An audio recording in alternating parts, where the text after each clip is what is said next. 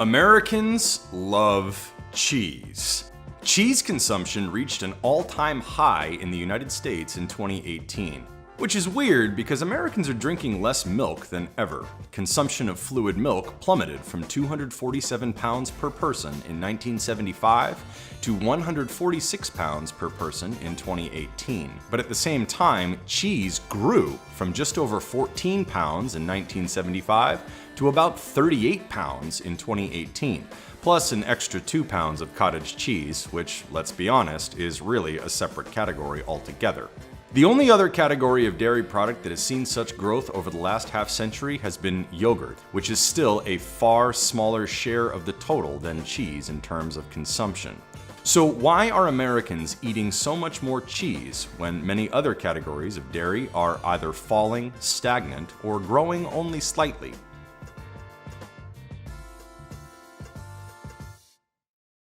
The rise of cheese in the United States owes a lot to the rise of restaurants, carryout, and delivery, according to cheese historian Paul Kinstedt. One type of cheese that has absolutely exploded since the 1970s is mozzarella, the stuff you are most likely to see melted all over pizza. Americans ate 1.19 pounds of mozzarella per person in 1970, and 12.15 pounds in 2018, making it the most popular single variety of cheese in America. And yes, pizza is said to be one of the primary reasons mozzarella has become so popular across the United States. Pizza moves about 25%. You talked about mozzarella. Pizza moves about 25% of the cheese, in the US. So it moves a tremendous amount of volume. Pizza was once not the American favorite it is today. Instead, it was a distinctly Italian specialty, found in the mostly Italian sections of cities around the country. But in the middle of the 20th century, pizza went mainstream. Large chains such as Domino's, Pizza Hut, and Little Caesars brought the Neapolitan street food to the masses, and pizza's reach has been growing ever since. A study in 2014 from the USDA found that 1 in 8 Americans aged 2 years or older and more than 25% of all males between the ages of 6 and 19 ate a slice or more on any given day. The US pizza market was worth more than $45 billion in 2019.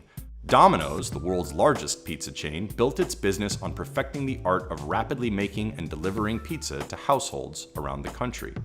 As it has grown more popular, the pizza market has segmented from cheap slices all the way up to gourmet pies. There are sit-down restaurants, carry-out, delivery, take and bake, and pizzas at the grocery store, fresh and frozen. What's happening if you look at the whole pizza category and the cheese piece, you still have that value pizza that you can get for $2 at the grocery, all the way up to $20 plus at restaurants, and the continued innovation taking place with brick oven pizzas. Now, they're selling $5,000 pizza ovens that people are putting in their backyard. While pizza is originally Italian, American companies have successfully exported their own version to other countries around the world, even those where cheese is traditionally rarely eaten, such as China. But other varieties of cheese have also benefited from the decades-long growth of food service in the US. The increasing popularity of cuisines such as Mexican and Southwestern-style food have boosted the popularity of classic American-style cheese varieties such as cheddar and jack. We partner with Taco Bell. We started working with them in 2012. They used to view cheese as a garnish like lettuce and tomatoes, and we started showing them all these new innovative properties that cheese can do. Now they stuff the shell with cheese. We just launched with them a grilled cheese burrito where actually, it's got cheese sauce on the inside and a melty cheese on top. Their consumers love the transformative properties. And so that's just a really fun thing that you see why it's so important to the consumers, because they can use it in so many different ways on the transformation. The way mozzarella has been able to piggyback on pizza to achieve its popularity says a lot about how the fate of one food product is often tied to that of another. In the middle of the 20th century, another cheesy substance rode high in the US in large part on the popularity of another classic American dish, the fast food hamburger. It is hard to talk about the history of cheese in America without talking about, well, American cheese. The yellow-orange slices are famed as essential components of classic American diner staples such as cheeseburgers, grilled cheese sandwiches, and tuna melts. American cheese is a processed cheese, which means it is made from cheese and some other ingredients that, among other things, help prolong its shelf life and allow it to be smoothly melted.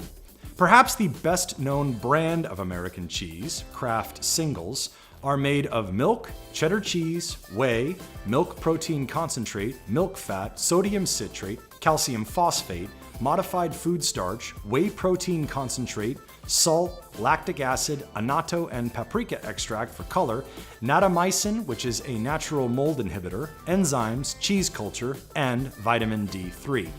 Apart from slices, such as Kraft Singles, processed cheese also refers to products such as Velveeta and a range of spreadable cheeses, such as cream cheese, and cheese products, such as Easy Cheese and Cheese Whiz.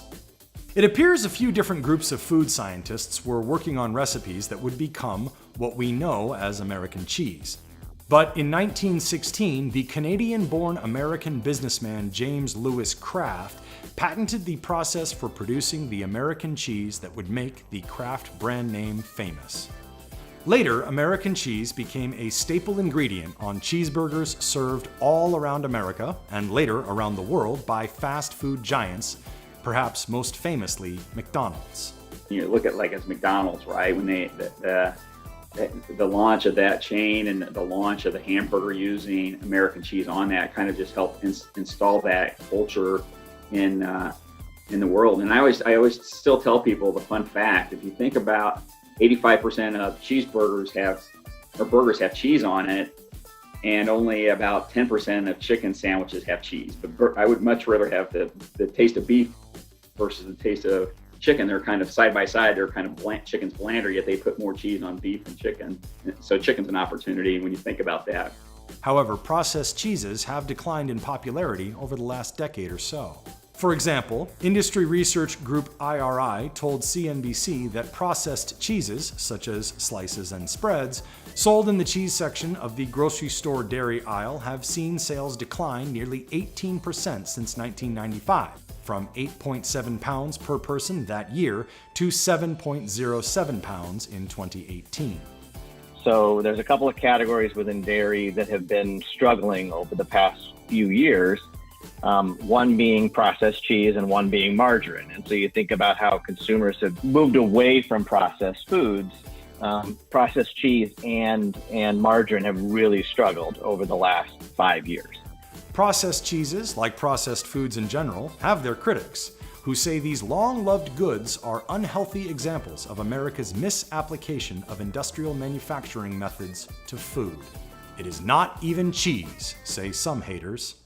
In a comment to CNBC, Kraft said its process historically brought safe, fresh, and convenient cheese to millions of Americans at a time when that wasn't the norm. American cheese continues to be popular in over 60% of households. Kraft also said it makes over 30 flavors of natural cheese in a variety of cuts. Some industry analysts think the decline has to do with these consumer concerns and with the way processed foods are labeled. Processed cheese has, I think it suffers from having a nomenclature that, from the Code of Federal Regulations, its name is processed cheese, and that has to be on the package, legally. And what does processed mean? A lot of them are, all dairy. It just allows it to have a longer shelf life, and the science behind it allows it to melt just beautifully, and that's why it's so great on a burger, because it's just got that perfect melt. If I want to make a cheese dip, there's not much better than a processed cheese to put that together because of its smooth melt. It's not going to oil off. That's the properties it owns, and it should have. Intriguingly, while grocery sales of processed cheese are down, customers ordering cheese or sandwiches with cheese at the deli counter, whether in a grocery store or elsewhere, seem to be opting for American cheese, the processed kind, at about the same rates they have in the past. Another reason why processed cheese might be falling out of favor is that technology for packaging natural cheese has improved tremendously, undercutting the need for preservatives. When you shifting forward to the category, really what happened was it was the introduction of all the new flavor cheese, and also I'll call it packaging systems, higher quality packaging preserving systems to enable natural cheese to be launched and stay without molding. If you look at like the sliced sandwich cheeses today, you definitely need they call them multi-vac systems to be able to preserve, shut, and seal. Just with less preservative, right? Because they have zero preservatives like the natural cheese or the processed cheese have. It is notable, however, that processed cheese has seen a bit of a resurgence of interest amid the coronavirus pandemic. With more people cooking at home, stocking their pantries, and perhaps eager for nostalgic comfort foods, the fact that processed cheese is processed might actually now be a selling point. But consumers now faced with wanting to have stuff, products that had a longer shelf life, that maybe were canned, that they were shopping in different sections of the store that maybe they hadn't shopped in before. Kraft macaroni and cheese, I think, had a huge uptick in terms of the volume that it sold during COVID. But what we saw was processed cheese and margarine all of a sudden see some pretty good growth, which we hadn't seen again for like the last 4 or 5 years. Kraft told CNBC it has seen double-digit growth in its singles product in 2020 and pointed out that internet searches for grilled cheese sandwiches, which frequently feature Kraft singles, are up 30%. While restaurants are largely behind the rise of cheese eating in America, what consumers are buying at grocery stores also shows how the cheese market has changed. Stores are stocking ever greater varieties of cheese in an array of forms to make it easier for customers to incorporate cheese into their diets. The aforementioned changes in packaging have had a huge impact, and not just on processed cheese.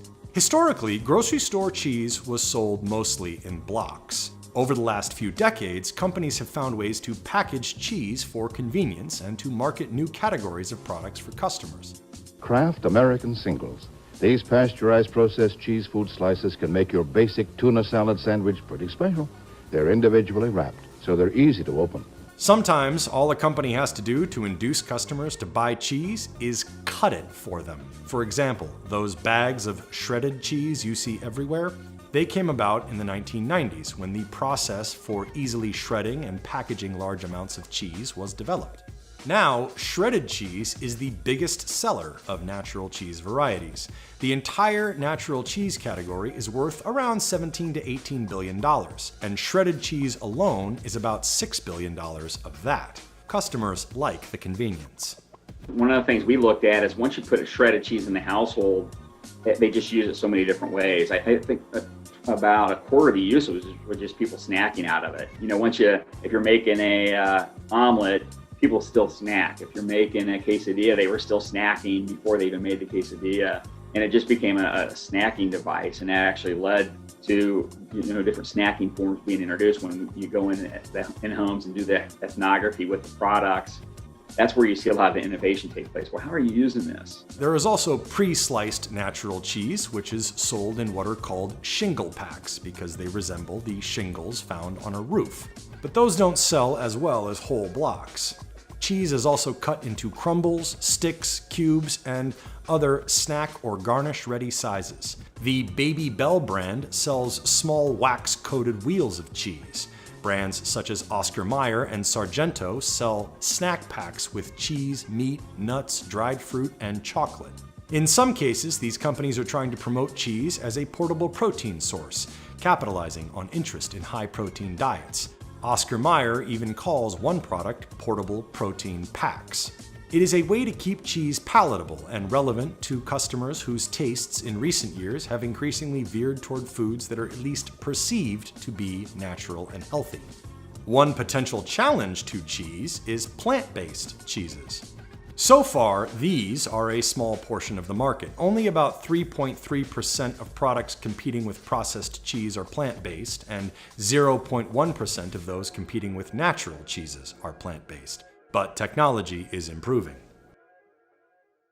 To remain competitive with new rivals like these, cheesemakers are experimenting with technology that can infuse cheese with new flavors, and are even trying out different feeds for dairy cattle, in a similar manner to the trend in grass-fed beef. I would say in the last decade, you've started seeing it's more in the higher end restaurant arenas, but you start to see some cool things. The fusion of cheese, whether it's cheese infused with coffee, cheese infused with wine. So you think about how we've evolved the category to a much more experiential type, and the innovation that's come into that category is really focusing on consumer need states now. A lot of this innovation makes its way into restaurants before it hits store shelves. Customers have also developed an ever greater interest in cheeses that are craft-made, locally sourced, ethically produced, and environmentally sustainable. The artisanal or craft cheese market in the United States is so far small, but it is growing. And that's where the artisan cheesemakers really come in and are able to find a niche that they want to expand beyond just the typical cheddar. So they might just move a little bit away and say, I'm going to make a bandage cheddar or a cloth-bound cheddar and age it, and it gives it an extra savory depth or different flavor. They might go, I'm going to make an original cheese, and it's kind of a Parmesan cheddar hybrid. There are even major cheese competitions among purveyors from the US, Europe, and elsewhere around the world. Chad Gaylor is Vice President of Food Safety and Product Research at Dairy Management, a trade association for the dairy industry. But he is also a judge at some of the largest cheese competitions in the world, where thousands of entries compete for recognition as the best. Right. They get the flavor. Before I even taste it, I'm looking at how it looks and the outside, the appearance. And then I get to start tasting it and check that texture. And in my mind, I have a model of what the perfect cheddar or the perfect brie or the perfect thing is. How close does it come to that? And that's how we score it on these and so the difference in any category, even the winners, might be tenths, even hundredths of a point when they win, when you add up all 100, 40 or 50 criteria that you're doing, and you take every cheese starts at 100, and then we start taking a few points away. So it's, like I said, they're all delicious, but we're going in there with just everyone that's a judge there probably has 15, 20 years in the industry and has a lot of experience to know what to look for with the cheese, and we're discerning some of the finest details. In part, it is a response to the considerable portion of imported cheeses sold in the US from countries around the world, especially high-end purveyors in Europe. The history of it used to be if you wanted fancy cheese or flavorful cheese, you bought it from Europe, and now we have US cheeses standing up to and being really at the same quality of those European cheeses. During the course of a 2.5-day contest, Gaylor and other judges will each test somewhere between 60 and 80 samples of cheese per day. European countries are among the biggest consumers of cheese in the world. Back in 2014, the International Dairy Foods Association found the French ate 57 pounds of cheese per year, compared with just 34 pounds per person in the United States. In fact, all of the top 10 cheese-eating countries in the world were all in Europe. From a global standpoint and from a country standpoint, we don't even break into the top 15 per capita consumption. Denmark leads it with 28 kilograms per capita, and the U.S. is down there at 17. So you think 17 to 28, there's still a lot of cheese that we're not consuming, even though we've more than doubled our consumption since '75. But if the American appetite for cheese continues to grow, the country could catch up soon enough.